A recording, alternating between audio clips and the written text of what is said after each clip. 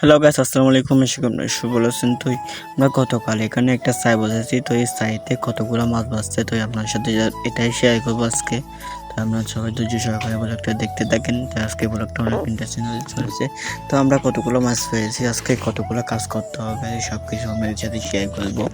তো এই দেখতে পাচ্ছেন সকাল সকাল ঘুমতে ঘুরে চলে যাচ্ছে ছাই তোলার জন্য। তো এই ছাইতে কতগুলো মাছ পেয়েছে, তো আপনার সাথে এটাই শেয়ার করবো।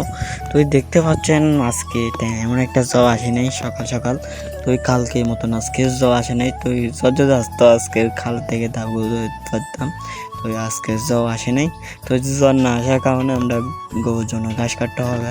যেহেতু গতকাল আমরা গরুকে বাজারে নিয়েছিলাম। তো বাজারে তেমন একটা ইয়া ছিল না, বেচা ছিল না, আমরা বেচতে পারি নাই। তো আজকে বাবা বাজারে নিব। তো আগে প্রথমে চলে যাবো ছাই তোলার জন্য। ছাইতে কতগুলো মাছ পেয়েছি এটাই আপনাদের সাথে দেখাবো আগে। তারপর আমরা ক্যারিকাটে যাব। তো আমি আমার শহরে নিয়ে যাচ্ছি। তো অবশ্যই যাবে, অবশ্যই যেয়ে আমরা ছাইটা তুলবো। ছাইটা তুলে এসে আমরা গরুর জন্য ঘাস কাটবো। তো আজকে গরম পড়তেছে, পানি মেঘলা থাকছে, গরম পড়তেছে। তো এই গরমের কারণে আমরা এখন এসে গেছি। তো এসে এখন আমরা আগে ছাইটা আগে তুলবো, তুলে মাছ পাই কিনা আগে দেখবো। তো দজাবাটা এমন একটা বল না, তো আমি দজাবাটা একটু ঠেলছি। তো দেখতে পাচ্ছি এখানে মাছ আছে, নিশ্চয়ই ছোটো মাছ বাঁচবে। তাই এমন একটা বড় মাছ থাকবে না এখানে, আমি জানি।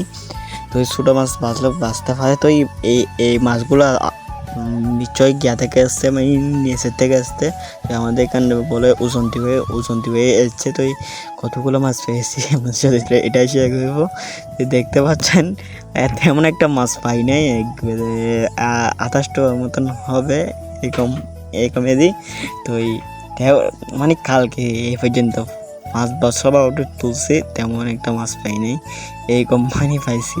তো এই যে সাইড টাকা পর্যন্ত ওঠে নেই, দুই তিনটা মাছ হচ্ছে। তো ওগুলো ফলাই দেখবো। তো এখন চলে যাব না আমরা ক্যারিকাটে। তো এই ক্যারিকাটে যাবো আগে বলছি যে। তো এখানে কেমন হচ্ছে দেখতে পাচ্ছেন, বৃষ্টির কারণে মানে খামারের অবস্থা মানে সিরিয়াস হয়ে যায় বৃষ্টি পড়ার মাত্র। তো এদিকে দেখতে পাচ্ছি গেড়ে থাল্লা মাদা, যেহেতু আমরা ওইদিকে পাইছি, এদিকে আর খোলা হয়নি। তো এখন খুলে চলে যাবো ঘাস কাটার জন্য। আমাদের ঘাসগুলো কাটা হয়ে গেছে। তো আবার কাটবো ওই দিক থেকে। তো আপনারা সবাই ওইদিকে ভিডিওগুলো দেখছেন কিনা জানি না, তেমন একটা কষ্ট হয়েছিল এগুলো কাটার জন্য। তো এগুলো আবার লম্বা হয়ে যাচ্ছে, তো আবার কাটতে হবে এগুলো। তো এদিকে আমরা করার জন্য যে আমাদের মুরগি কামার আছে, মুরগি কামার থেকে গুলো এখানে দিচ্ছি, যেহেতু ঘাসগুলো হবে জন্য আমরা বড়ের জন্য দিচ্ছি। তো কাছে নিয়ে চলে যাচ্ছে ক্যারি করার জন্য। এখন এগুলো হচ্ছে কেন না, এগুলো হচ্ছে মানে মানে খাওয়া একটা মানে আমার নামটা জানি না। তো আপনার অবশ্যই কমেন্ট করে জানাবেন এটা কি শাক, মিলনসি শাক না কি শাক বলে। তো এই শাকগুলো গরুকে খাওয়া, তো এই শাকটা অনেক গরম। তো গরু খাইলে একদম মানে গিয়া গরুর অবস্থা সিরিয়াস হয়ে যায়। তাই আমরা এখন গরুর জন্য কাটবো। দেখতে পাচ্ছি কতগুলো ক্যারে কাটতে হয়। তো ওইদিকে কাটার জন্য এইদিকে চলে যাচ্ছি ক্যারে কাটার জন্য। তো আমি এখন ক্যারেগুলো কাটবো। তো কতটুকু ক্যারে কাটতে পারি দেখি আজকে। তো আজকে অনেকটা ক্যারে কাটতে হবে গরুর জন্য, প্রায় বিকেলের জন্য ক্যারে কাটতে হবে। তুমি দেখতে পাচ্ছ আমি 2 মিনিট পর আর 1 মিনিট তো আগে কাটতে পারছি, তাও কাটতে পারতেছি না। তো তবুও কাটতে হবে, যে কোনো প্রকারে কাটতে হবে ক্যারেগুলো।